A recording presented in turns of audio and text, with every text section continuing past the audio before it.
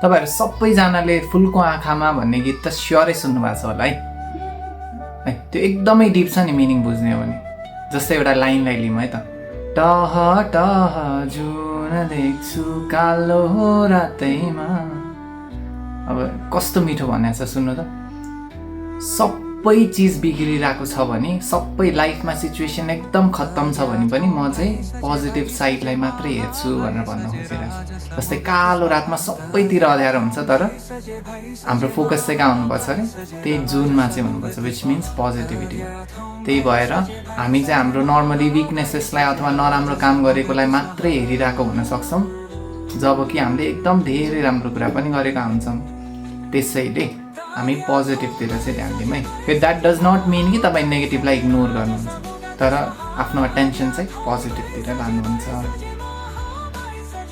Thank you, by.